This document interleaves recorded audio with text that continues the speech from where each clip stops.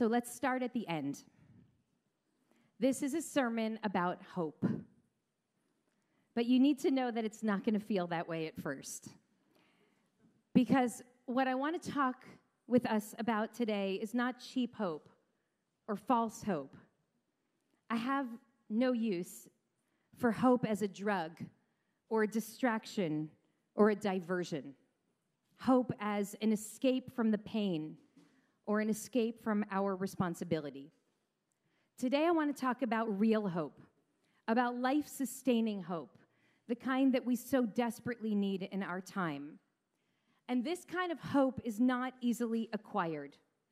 It is often born of grief, and it can be the most powerful and most potent force in the world.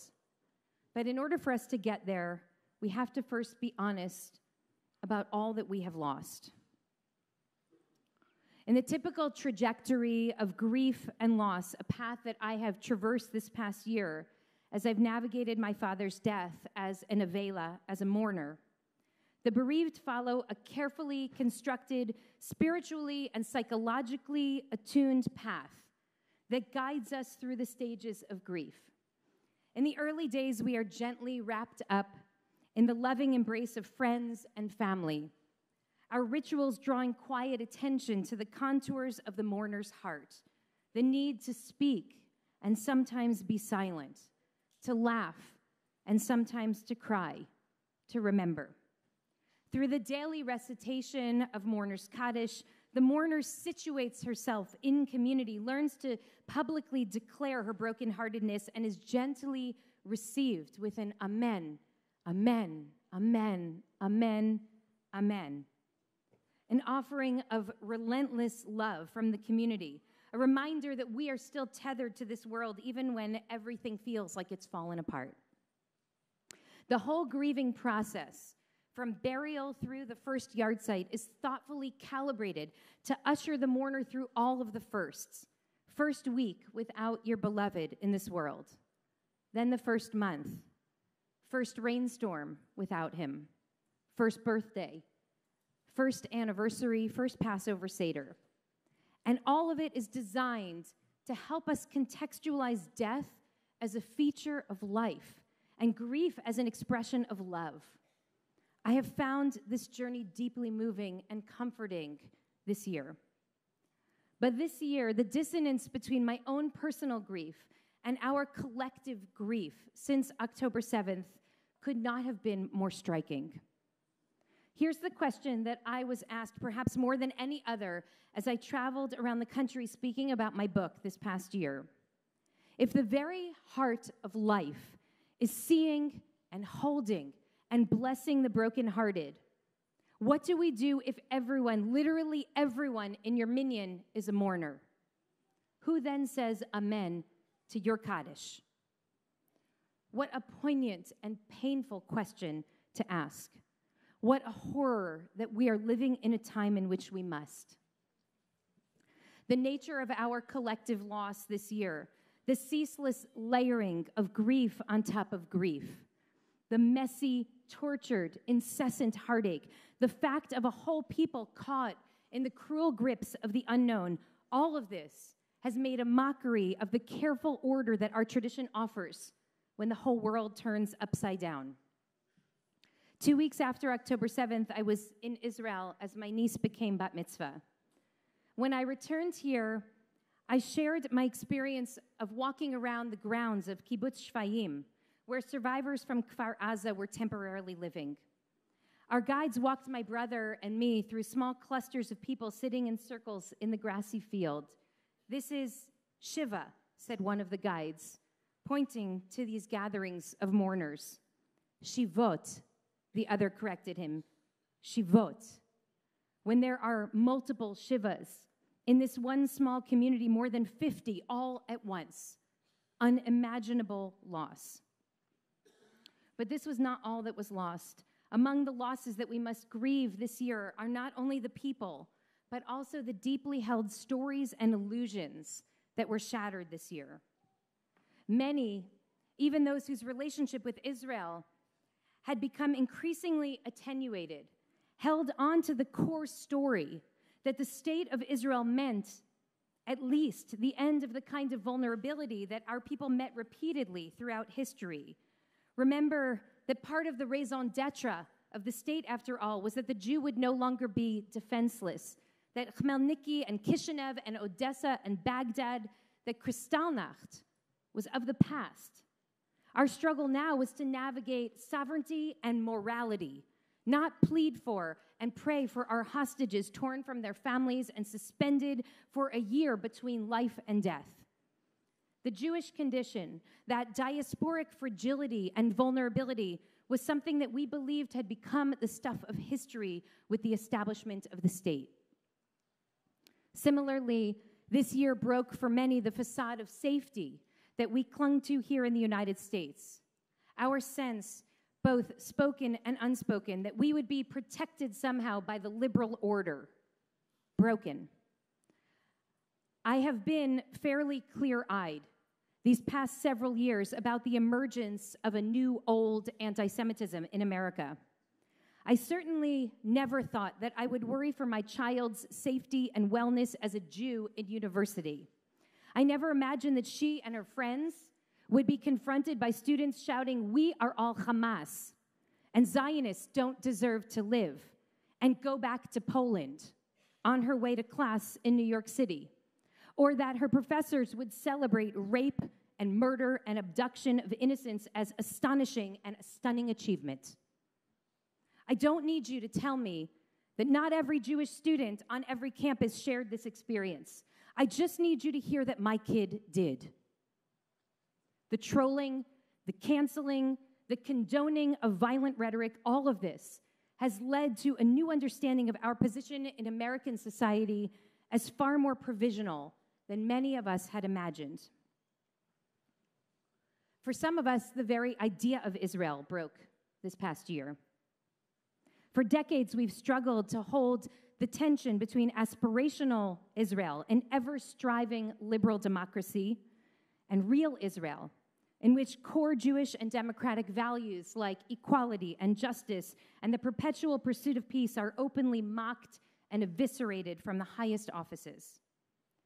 Now, we hear the call of the hostage families, laying blame for their loved ones languishing in captivity, not only on Hamas, but on their own government, which blithely abandons its own people with the hechsher, with the permission of their in-house rabbis, whose callous disregard for human life is a dark stain on our people. And we know that war is terrible, but to witness the magnitude of the loss of life in Gaza, the deaths, the displacement, the hunger, surgeries performed without anesthesia on hospital floors. I sat in the living room with a Palestinian friend here in Los Angeles whose family's from Khan Yunis. She and her cousin created a spreadsheet listing all of their relatives. And when they reached 142 dead, she stopped keeping track. How can we make sense of entire multi-generational clans being wiped out in one fell swoop? How can we bear it? And meanwhile, we see a widespread hardening of the heart from not only Israel's governing zealots, but also many in our own Jewish community, both there and also here, as if even acknowledging their pain would somehow diminish our own. Likewise, this year in the Jewish state, a state built by refugees and survivors of state-sanctioned violence, we saw Jewish extremists attack aid trucks that were delivering food and medicine to starving Gazans and threaten and burn Palestinian homes and schools in the West Bank. And they are not only countenanced by, they are fueled by ultra-nationalist, messianic, hardline extremists who have migrated from the hilltops to the halls of power. It is clear now that while two people are paying attention, these annexationists are dragging Israel to the brink of an existential crisis. Our Israel is broken. And of all these things, there is yet one more in the shattered tableau of our time. We have broken. Our grief has taken a toll on our families, on our friendships, on our communities. We see in one another now cowardice and callousness and criminal stupidity, woeful ignorance and willful indifference. We're causing each other so much pain. When we hear certain narratives centered at the expense of others, we feel hurt and betrayed. We're all so tender right now. When someone we love uses or fails to use a particular word in a particular moment, our grief is compounded. I know that I'm part of this story too. I have caused many people in our community pain this year as I have tried to navigate this impossible unknown. And I hope that you will forgive me. I hope that you trust that I have tried always to speak from Torah values and to lead with love, never to deepen anyone's heartache or sense of alienation. Meanwhile, we've all become adept at retreat and avoidance, the very things that we are warned we must not do when our hearts are broken. The rabbis tell a story in the Sanhedrin of a deep, irrepressible brokenness, the kind that too many of us experience this year. A mother is suffering from an unrelenting grief after the death of her child, and she cries night after night after night. Now, this woman happens to be a neighbor of Rabbi Gamliel, the Nasi, the chief of the High Court of Justice. When Rabbi Gamliel lies down to sleep, he hears her piercing wail through the black of night. The sound of her anguished cry awakens something in Rabbi Gamliel, and he too begins to cry out. The two of them in a symphony of sorrow, their cries meeting in the cool night air. This goes on for some time, a sacred solidarity that finds its voice only in the depth of night. Until one day, Rabbi Gamliel's students notice that their teacher has cried so deeply that he has no eyelashes left. They're distressed. This woman's heartache is getting in the way of the work of the community. And so they determine that the bereaved mother must be banished from their town. Alas, this woman is forced to navigate her lonely pain now in complete isolation, having lost her son and her home and her distant nighttime companion in tears. This story is told in the Talmud with a quiet shrug, but that does not disguise the profound failure of its message. Sometimes it's just too painful to engage one another's heartache, the students seem to be saying. Sometimes it's just too complicated or it's too distracting. Better to block out their pain, tear down their posters, turn the channel, threaten to give up your subscription to that paper. Get back to work or war, stay the course. But the thing is that we have to grieve together. Walter Brueggemann, the Protestant theologian, argues that our most urgent task when everything is broken is to model, embrace, and practice grief. Because only through honest grief and acknowledgement of all that we've lost can we begin to collectively articulate hope for the prospect of something completely new, some fresh, historic possibility. Now, the connection between grief and hope strikes me as both counterintuitive and absolutely critical. Hope, Brueggemann writes, is a tenacious act of imagination, one that emerges not from naive fantasy, but from deep honesty and from deep pain. There is simply no shortcut. I've thought a lot about the audacity of standing here this Rosh Hashanah, speaking about hope after this year of devastation and destruction, with the devastating news unfolding even in the last 48 hours, and even right now, I imagine, as we speak. Even the word hope itself can feel like a betrayal of reality sometimes.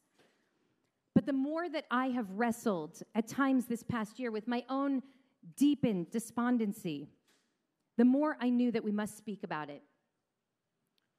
Last month, after the 6 captives were murdered, I experienced one of those moments of heavy, grinding, inescapable hopelessness. I am not Pollyannish, but I somehow not only hoped, but fully believed that we would see a miracle, that this story, the love of these families, and the fundamental goodness of these young people would end as a redemption story.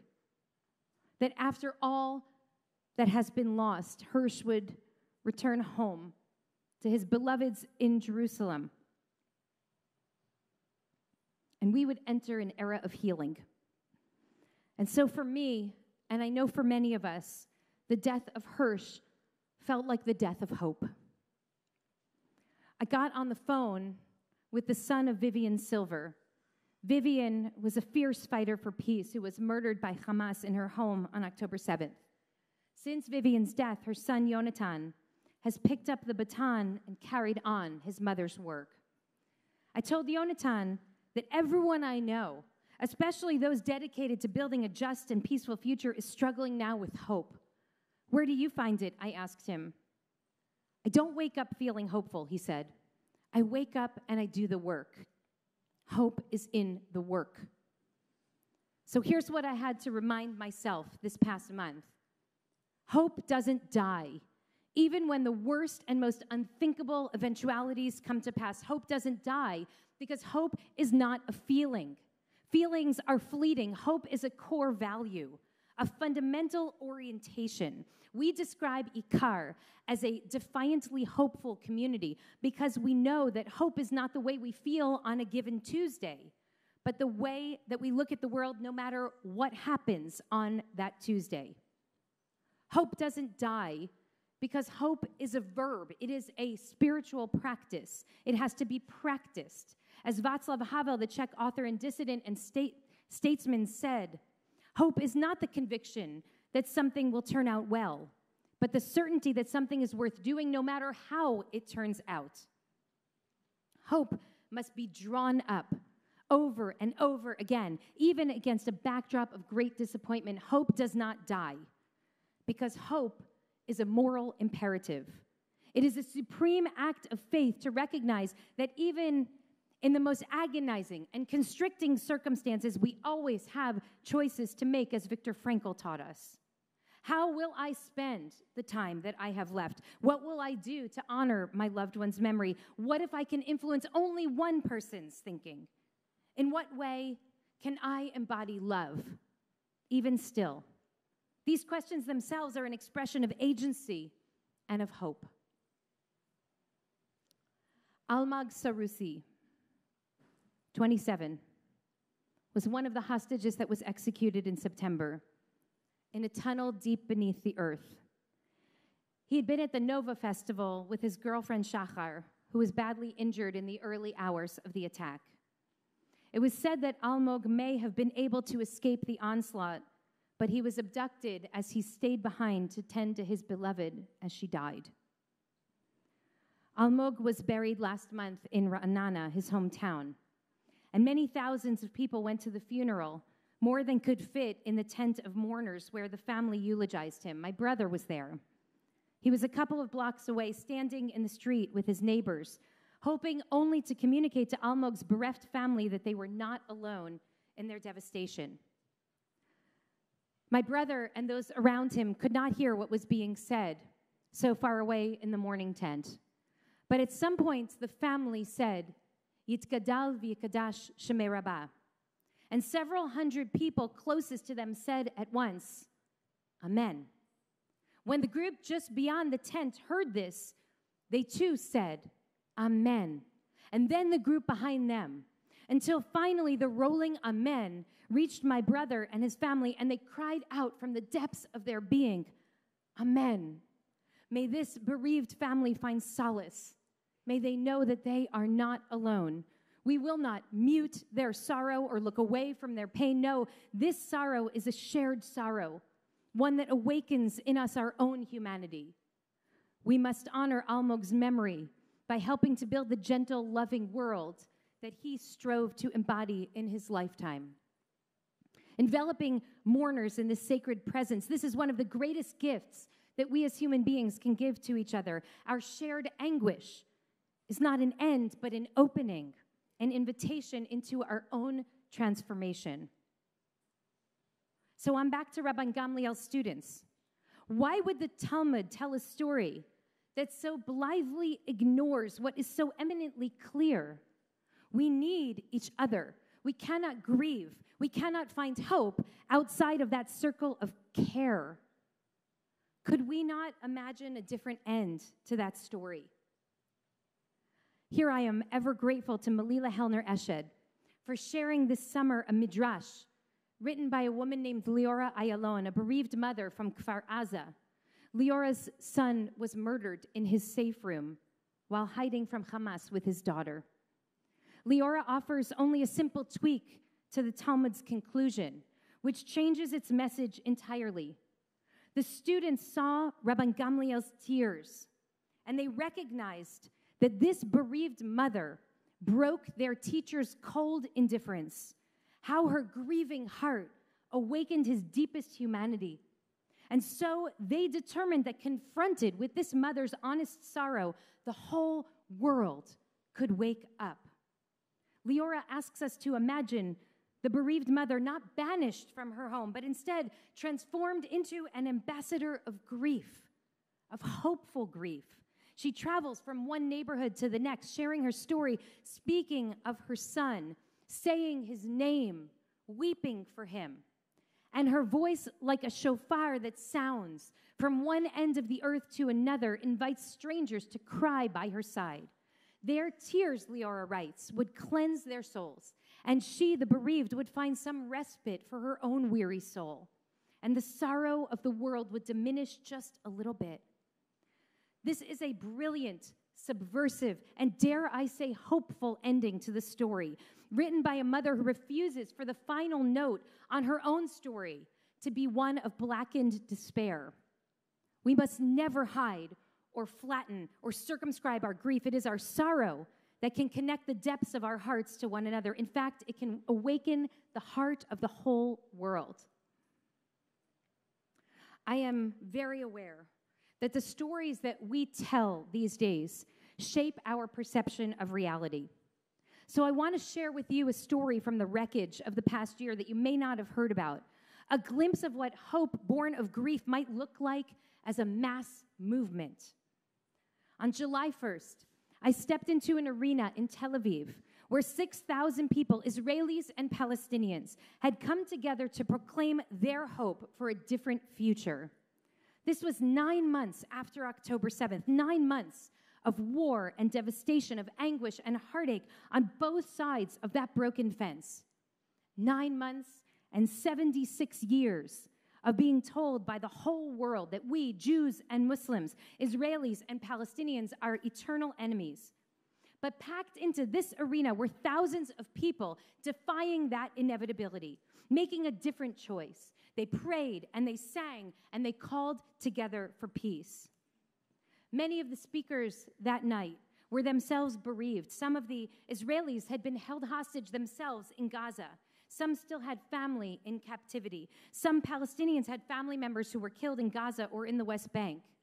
And together they spoke of their agony and their anguish, their longing and their love. They spoke about how their shared sorrow had birthed in them a new sense of possibility. They asked us to join them in imagining peace. They subversively transformed the story of their time from a call to total victory, Yachad Lenatseach, to a call to radical healing, Yachad Letaken. It's time, they said. Out of the darkest chapter of our history, out of blood and ash, we must birth a new hope. Listen, these voices are not exactly normative.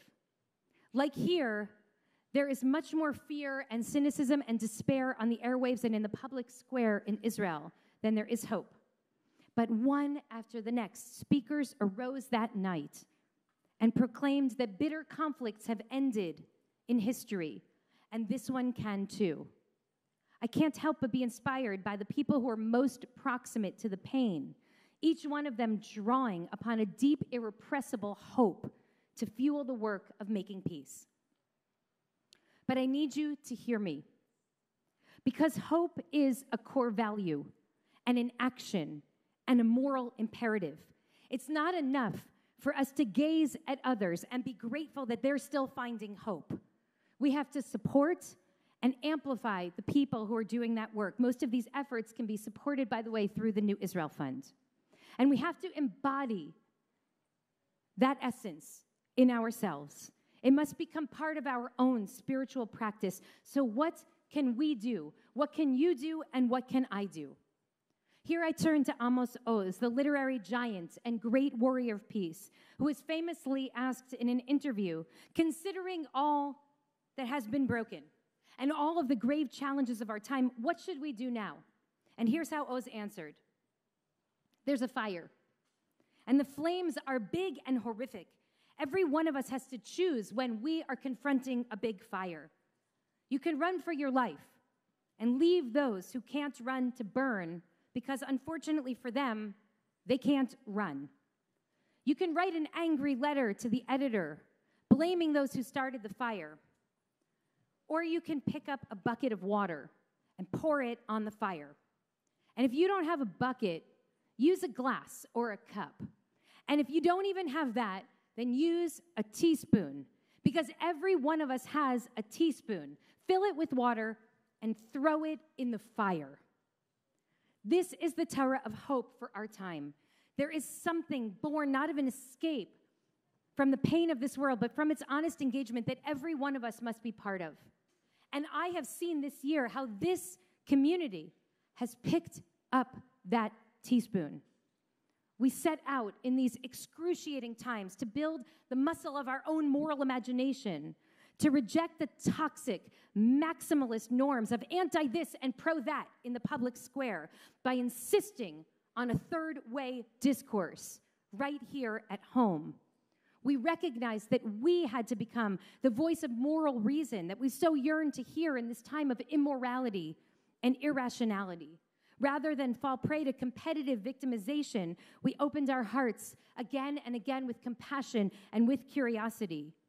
We strove to de-escalate rather than escalate. We sought to add more light than heat. And when we disagreed, we practiced staying in the room.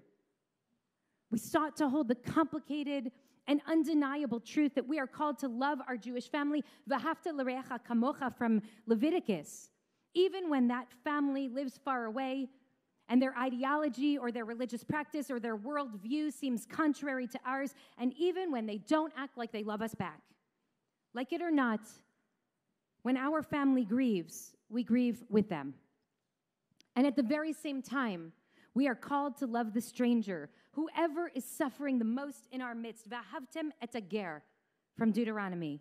Ki gerim haytem be'eretz Mitzrayim, because we were strangers ourselves in the land of Egypt, and we know the heart of the stranger. And as Rabbi Shai Held argues, Torah refuses to choose one pole and deny the other.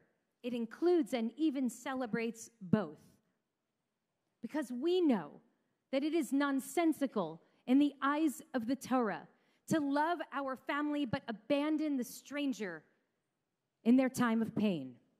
And it is heresy in the eyes of Torah to love the stranger at the expense of your own family. This year, we felt a new sense of urgency around engaging our Jewish identity. We experienced an awakening of spiritual impulses that for many of us had been dormant, a private sensibility that desperately needed to be made public. Many of us manifested that mysterious yearning in wearing kippot out and about, and buying and wearing Magen David necklaces, or yellow ribbons, or torn masking tape, and hostage tags. But these were for us more than symbols of tribal affiliation. I am a Jew, we said, in shul and in our schools and at the airport and in the marketplace. I am a Jew that is guided by the deepest spiritual truth. We believe that every person is created in God's own image, and therefore every human life is precious. To take that seriously is to believe that the death of any innocent is a moral catastrophe, and to know that our life's work is to create a world in which our people and all people can thrive. This year, we worked to make space for each other's sorrow. We broke open our hearts to the Gazan mothers who had to write their babies' names on their bodies so that they could be identified, God forbid, if they were hit in an aerial bombardment. And we opened our hearts to Abigail and Hirsch and Almog and Eden and all the other captives. Their names and their faces are constant companions this past year. We wept together for the bereaved families huddled in tents in Khan Yunis, and the Druze Israeli children of Mejdal Shams killed by Hezbollah as they played football. And for Bana Amjad Bakr Laboum, a 13-year-old Palestinian girl who was shot by the IDF as she hid in her home in Nablus. We learned together that our hearts are capacious enough to hold all of this. We fundraised for the people of Kfar Aza, and we helped the New Israel Fund launch a campaign for emergency food and medicine for the children of Gaza that raised nearly $750,000 in the first week alone. And while that may seem fundamentally contradictory to many, it seemed to us the only human thing to do.